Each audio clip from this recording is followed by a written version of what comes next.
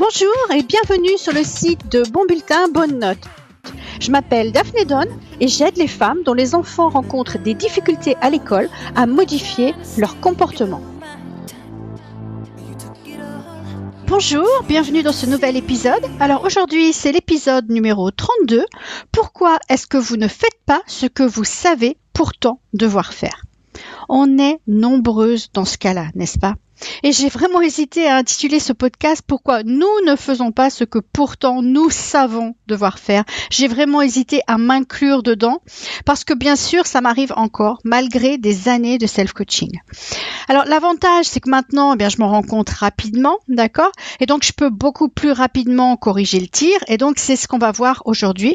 Pourquoi est-ce que nous ne faisons pas ce que nous savons pourtant devoir faire ? Alors, ça peut être des choses comme manger sainement, d'aller à la gym, d'aller faire du sport, de faire notre passage, de ne plus regarder certaines débilités à la télé, d'aider notre enfant en rentrant le soir avec patience et calme, par exemple. Alors, je suis sûre qu'on peut toutes se reconnaître là-dedans. Le plus gros problème là-dedans, c'est que l'on a l'impression qu'on ne contrôle absolument rien. On a l'impression que c'est comme ça, et pire encore, que l'on est comme ça. C'est pas de ma faute, je n'arrive pas à arrêter de manger quand je passe devant une pâtisserie. C'est pas de ma faute, je n'arrive pas à m'empêcher de crier sur lui quand je vois qu'il ne m'écoute pas.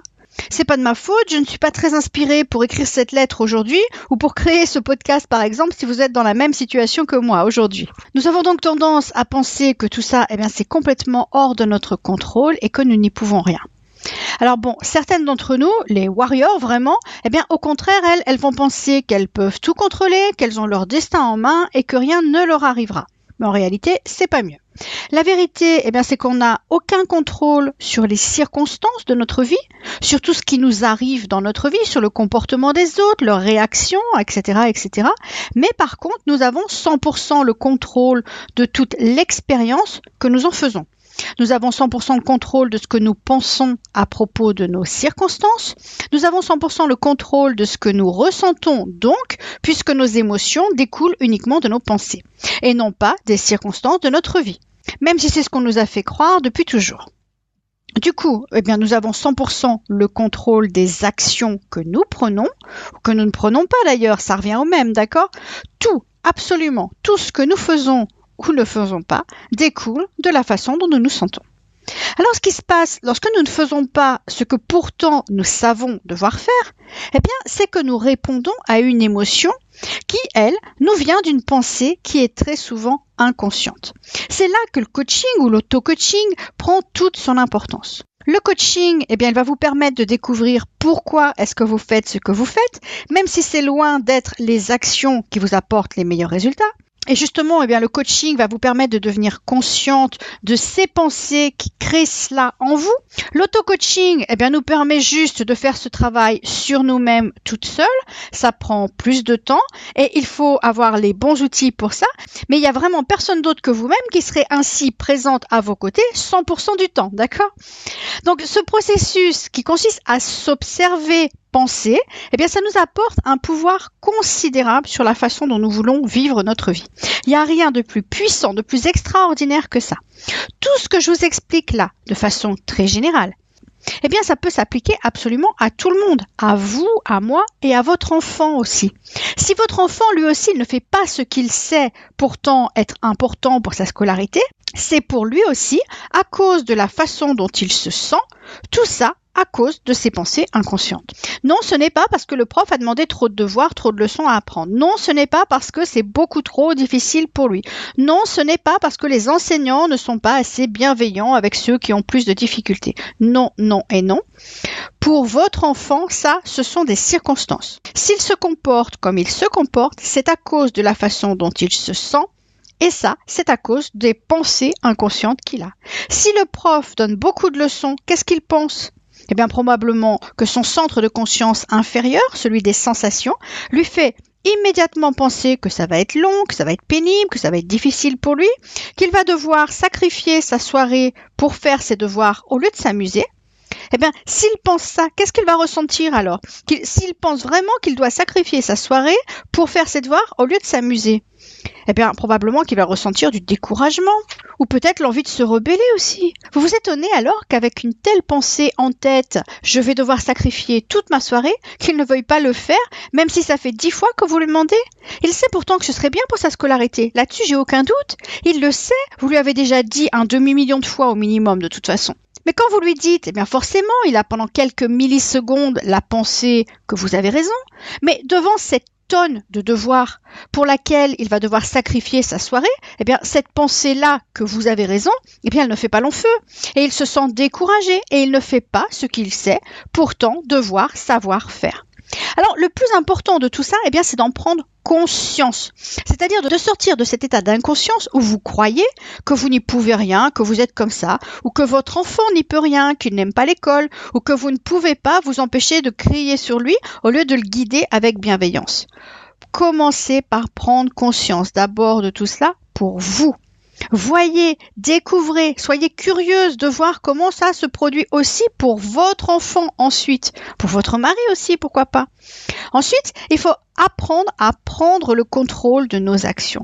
C'est ce qu'on a vu dans l'épisode numéro 27. Prenez votre responsabilité émotionnelle et ça vous donnera l'entière et pleine responsabilité de vos actions. Ça, c'est l'outil CFPR qui le dit. Mais vous allez rencontrer des obstacles malgré tout, malgré cette connaissance. Et ce qui va vous empêcher de prendre ce contrôle, eh bien, c'est tout d'abord votre cerveau primitif. Votre cerveau primitif est gouverné par la triade motivationnelle dont j'ai déjà parlé dans ce podcast dans les épisodes précédents. Cette triade motivationnelle, j'en parle aussi dans l'introduction du premier module dans la formation que j'ai créée pour la rentrée des classes. Et vous savez quoi ? Je vous en donne juste un aperçu en dessous de ce podcast dans la partie référence. Je vous donne ici 2 petites minutes de cette formation sur la rentrée des classes. Dans cette formation, je vous explique pourquoi et puis surtout comment nous pouvons changer l'état d'esprit de votre enfant juste avant la rentrée. Et dans ce petit bout de cette formation que je vous donne juste en dessous de ce podcast, j'explique ce qu'est l'état d'esprit et ce qui compose la triade motivationnelle. Ces 2 petites minutes, c'est juste une partie de l'introduction du premier module de cette formation, le module sur l'état d'esprit. Les 2 autres modules, eh bien, ils sont consacrés aux méthodes de travail que votre enfant doit appliquer pour être sûr de réussir sa scolarité. Et dans le 3e module, eh bien, je vous parle des outils à utiliser. Donc, allez y jeter un œil si cela vous intéresse, d'accord? C'est juste en dessous dans la partie référence. Alors pour en revenir à ce podcast, eh bien, les premiers obstacles que vous allez rencontrer pour reprendre le contrôle de votre vie ou pour que votre enfant puisse reprendre le contrôle de sa scolarité, je l'ai déjà dit, ce sont votre cerveau primitif et cette triade motivationnelle. Il y a aussi toutes les pensées qui vous feront croire que ce travail que je vous propose ici va lui aussi être long, pénible, difficile.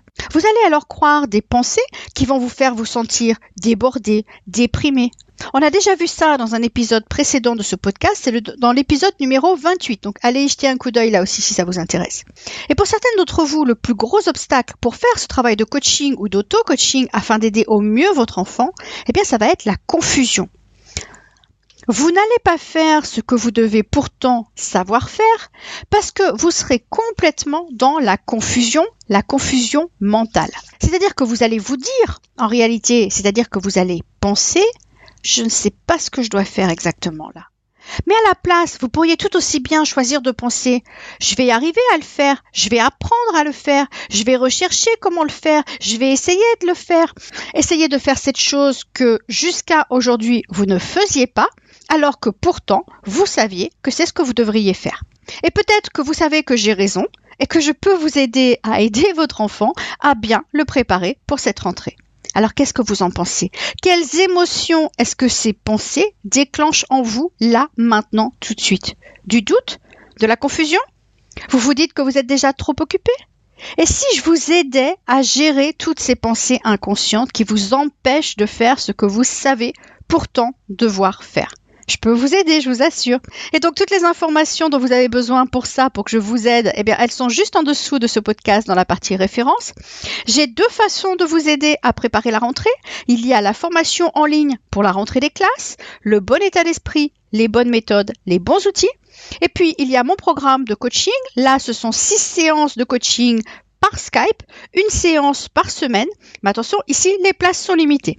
Tout ça, c'est juste en dessous dans la partie référence. Je vous dis à bientôt, à la semaine prochaine. Bye.